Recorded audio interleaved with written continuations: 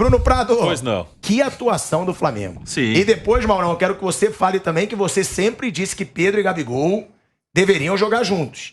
E ontem foi um show dos dois juntos. Foi absurdo. Foi muito legal. Assim, claro que falam muito da diferença dos times brasileiros para outros times, assim, mas não é qualquer um que mete 7-1.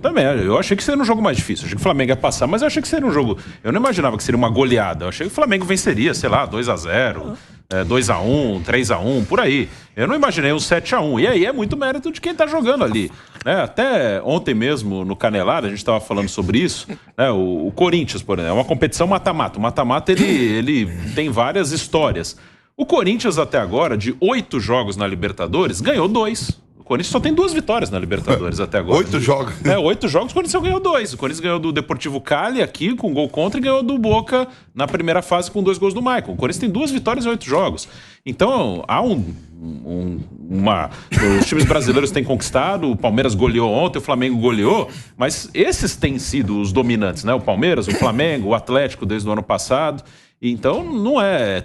Claro, o Flamengo é melhor que o Tolima, mas não é qualquer um que mete 7-1. O Flamengo meteu 7-1 porque jogou muita bola. Eu não tiro o mérito, não. Independente de diferença financeira do adversário, não é qualquer time brasileiro que chegaria lá e meteria 7 no Tolima, não. Foi uma bela partida do Flamengo.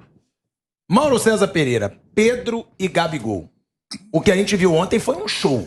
O Pedro faz 4 gols, o Gabigol participando muito do jogo ali pela ponta direita, junto com o Rodinei, participando muito da partida. Eles provaram que essa tem que ser a dupla de ataque do Flamengo?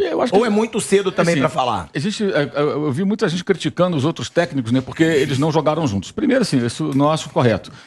Com o Domenico Torrente, o Flamengo jogou uma partida contra o Del Valle, tinha tomado de 5 lá na altitude de Quito, e jogou de volta, depois, fase de grupos, né? Aí quando jogou no Maracanã, foi 4-0. Jogaram os dois juntos, jogaram super bem. O Flamengo estava com vários desfalques por conta de Covid. Isso foi em 2020. Esses jogos que eu me lembro, assim, importantes. E agora, recentemente, com o Paulo Souza, jogaram juntos Gabigol e Pedro e foram muito bem. Foi 1-0 contra o Goiás. Aí, foi só 1-0. O Goiás não tem uma goleada de ninguém. É tudo 1-0, 1-1, 2-1. É sempre um jogo difícil. O Corinthians ganhou de 1-0 com gol de pênalti, né? Aqui na Neoquímica Arena. O Palmeiras empatou, o Atlético também empatou, né, lá com eles. Então, assim, o Goiás é um time que foi 1-0 e a jogada foi do Gabigol, o cruzamento do Mateuzinho, gol do Pedro. Eles combinam. A questão é que não tem o Bruno Henrique, gente. Quando tem o Bruno Henrique, aí é difícil o Pedro entrar, que você tem que tirar o Bruno Henrique para jogar com o Gabigol. Quem vai botar o Bruno Henrique no banco? O Bruno Henrique é um jogador quase que... No Flamengo, o Bruno Henrique é um jogador, não sei se existe essa palavra, imbarrável, é impossível barrar. Quem barra o Bruno Henrique? Ele é o Arrascaeta e o Gabigol, não tem como barrar o Bruno Henrique. O cara tem uma história, um poder de decisão muito grande. E ele tem a característica de ser um centroavante quando preciso e ser o cara da velocidade que o Flamengo não tem mais. O cara, para arrancar com a bola, põe na frente, ninguém segura a criança. Hoje o cara de velocidade do Flamengo foi o Gabigol, que estava saindo. Isso. Que, inclusive foi jogada pela esquerda, o Everton Ribeiro perdeu um gol incrível, né? Poderia ter sido 8, né? Que aquilo foi um gol absurdamente perdido. Jogada do Gabriel pela esquerda. Então, sem o Bruno Henrique, pro Dorival ficou mais, entre aspas, mais fácil. Porque é automático, não tem cabimento. Se você não tem o Bruno Henrique, tem o Pedro, você vai botar quem ali? O Vitinho? O Marinho? Não, é o Pedro, óbvio, e você tem que insistir. Então, acho que as circunstâncias empurram para essa solução. E aí, naturalmente, conforme vão jogando, eles vão adquirir conjunto. E ontem havia muito espaço, eu acho que isso não pode ser ignorado. O Tolima foi muito mal. Então, você deixar esses caras soltos é suicídio. E a formação agora, ela tem a linha de 4. Eu gosto desse sistema, é muito pouco utilizado no Brasil. Na Argentina eles usam mais. 3 homens do meio campo, que aqui vão dizer que são 3 volantes. Dane-se, chame de volante, o que for importante é ter 3 homens que sabem jogar. Desarma e joga, né? João Hoje Gomes. São homens de meio campo, né? Não tem mais esse Exato, Thiago Maia e o Everton Ribeiro, o Everton pela direita, o Thiago pela esquerda, o João pela esquerda e o Thiago mais fixo. O Arrascaeta vira, como dizem na Argentina, no Uruguai, o engante, que é o armador, o cara que circula ali à frente desses 3, então ele tem uma sustentação. E o Gabigol se movimentando, o Pedro mais de referência, mas o Pedro também se movimentou. Eu acho que é um sistema interessante, vale a pena ele insistir. Ele pode encaixar o Vidal no lugar de um desses 3, ele pode colocar o Cebolinha fazendo dupla no lugar do Gabigol, do Pedro.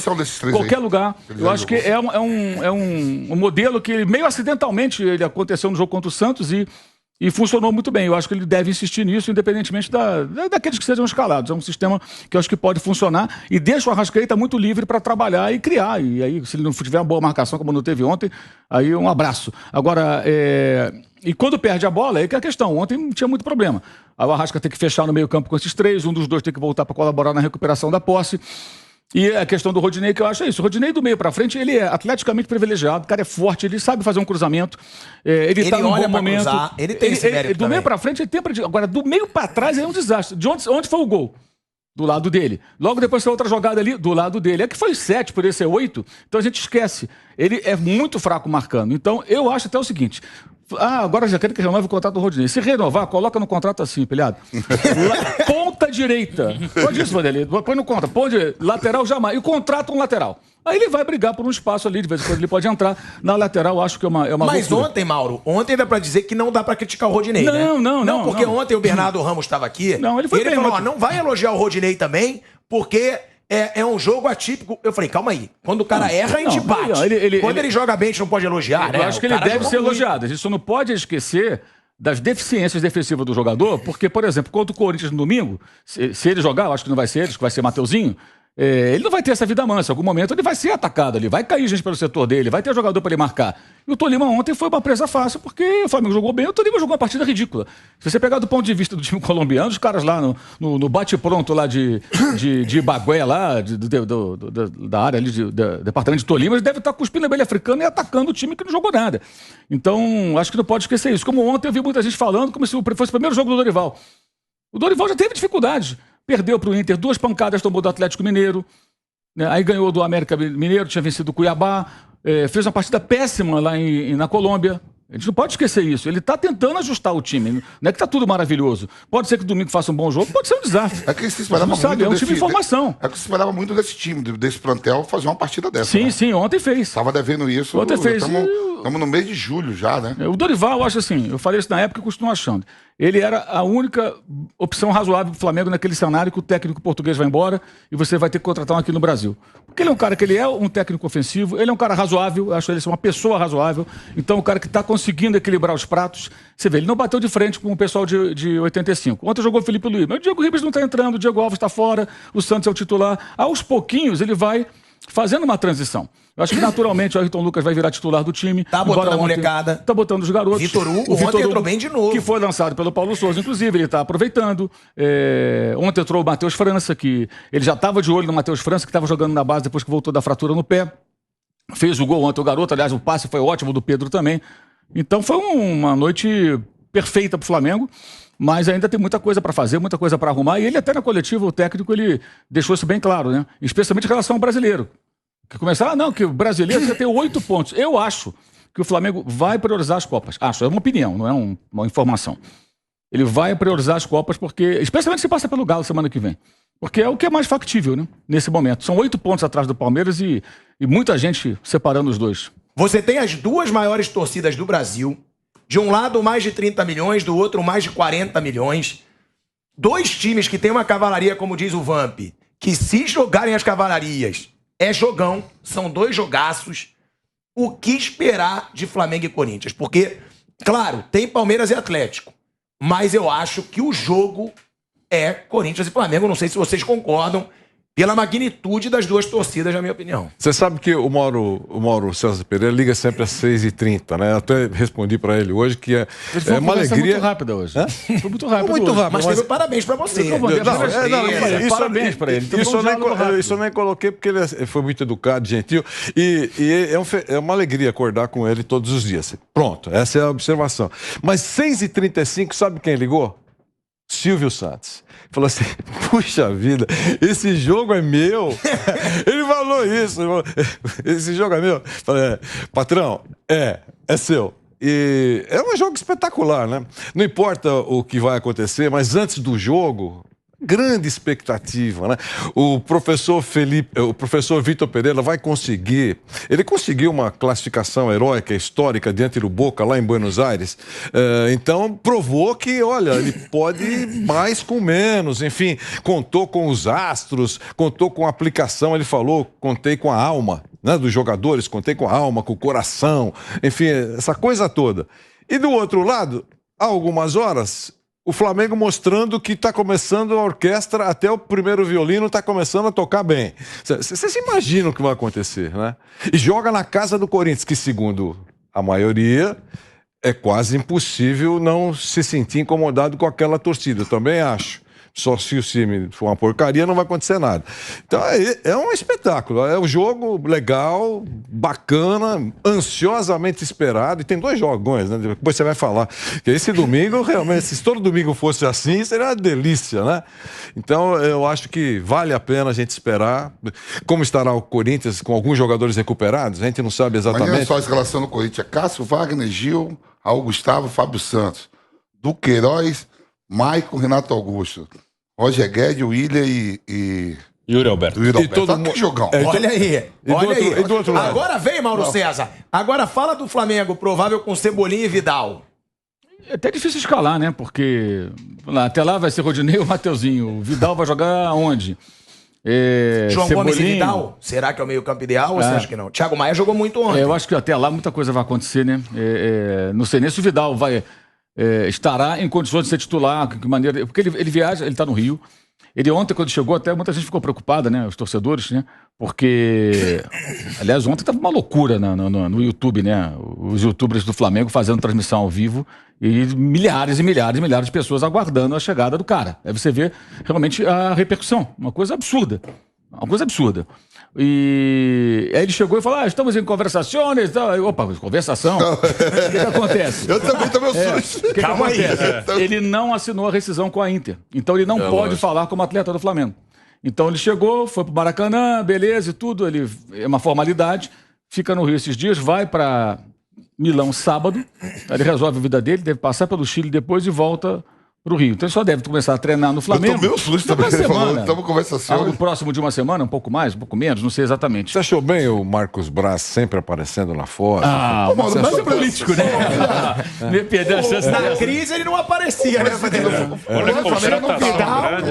do Flamengo não estava, né? Não, era o Marcos Braz e o Vidal. Ele não gosta de aparecer, né, nesses negócios. Ele, quando tem taça, ele levanta a taça lá, né? Mas agora está sendo muito criticado. Eu acho que ele está dando uma segurada na onda porque ele nunca dá entrevista, ele não fala. Não é para mim, para você, é para a torcida, né? Ele não dá entrevista. É raríssimo ele abrir a boca para falar com a imprensa. Então está sendo muito questionado. Mas a gente não sabe como é que vai estar o Vidal. O Cebolinha, acho que, obviamente, vai estar em condições, porque já está treinando e tal.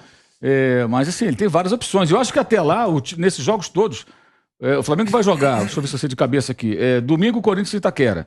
Quarto, Atlético do Maracanã. Depois joga no sábado contra o Coritiba. Esse jogo deve ser em Brasília. Depois, na outra quarta, também em Brasília com o Juventude. O Maracanã vai fechar, né? Por 20 dias, né? Recuperar o gramado. 2 jogos do Flamengo e do Fluminense vão ser mudados de local. Aí depois joga contra o Avaí, lá na Ressacada. Aí tem Atlético Goianiense e depois o Corinthians. É muito jogo. Nesses jogos todos ele vai fazer experiência, vai fazer mudanças. Então é difícil imaginar. E o Corinthians tem que recuperar essa turma inteira, colocar em condições para jogar, né? E quantos jogos tem depois que abre a janela? Aí tem uns... Né? Vai perder, abre 18 de julho. Né? 20, 24, tem uns 4 jogos, 3, 4 jogos. 3, 4 jogos. Que aí pode já... Que ele pode usar esses jogadores, né? Cebolinha e talvez o Vidal. Bruno Prado, a gente acabou de falar. O Vamp escalou um Corinthians poderosíssimo. Esse é o meu Corinthians. Mas né? é o Corinthians de qualquer um. É muito forte. Esse time no papel é forte. Eu não sei se o Maicon até lá tá Aí, do recuperado. outro lado, a gente tem, né? A gente não pode escalar, mas você tem o mais Santos, opções, que é né? um grande goleiro. Aí é Você titular. tem Rodinei, provavelmente. Mas o Flamengo ainda Até pensa lá no tem muita lateral. o modo tá certo. Tem quarta-feira. Não, e o contra Flamengo ainda Mineiro. pensa no lateral. Ainda pensa no lateral direito. Você tem Davi Luiz, você Rodrigo tem Caio. Rodrigo Caio, você tem, pra mim, Ayrton Lucas, mas também tem o Felipe Luiz. Aí tem Vidal, João Gomes, Thiago Maia, Everton Ribeiro, Arrascaeta, Gabigol, Everton Cebolinha, Pedro. Olha esse duelo. Dá pra gente dizer que o Flamengo é favorito ainda, porque o Flamengo tem um elenco mais forte. Mas dá pra dizer que é favorito ou essa vitória contra o Boca heróica também deixa claro, o Corinthians pode aprontar. Pode aprontar, mas acho que o Flamengo é favorito. Muito. Sim. Mais opções pra mudar um jogo, né? É favorito, assim. Claro que o Corinthians, esse time que o Vampeta falou, no papel é bom. E é mata-mata. Mata-mata, às vezes, é aquele dia. Se esse time do Corinthians ou algo próximo disso encaixa um bom jogo, ele pode ganhar do Flamengo. Então, isso pode acontecer. Mas, como eu falei, até agora, pelo que os times jogaram, mesmo que o Flamengo esteja agora tentando se arrumar, esse time do Flamengo já jogou em algum momento. O Corinthians não, né? O Corinthians é um time que no ano passado estava muito mal, chegaram alguns reforços, o time cresceu, classificou para Libertadores, esse ano trocou técnico, cheio de problemas, muitas lesões, o time que jogou em Buenos Aires bem desfigurado, E o que eu falei aqui no início, ganhou 2 de 8 jogos na Libertadores. O Flamengo ganhou 7 e empatou 1. Né? É independente do grupo do Corinthians ser mais forte, mais fraco. Então, eu acho que o Flamengo é favorito, mas é um mata-mata e tem qualidade ali no time do Corinthians. Mas, pra mim, esse confronto tem um favorito que é o Flamengo, o que não quer dizer que seja impossível o outro ganhar. Palmeiras e Galo eu já acho que é muito igual. Mas nesse confronto, acho que o Flamengo, falta ainda um bom tempo, o Flamengo, a princípio, é favorito. Cabe aquela palavra do Thiago Osmar, muito favorito. Não. Acho que não.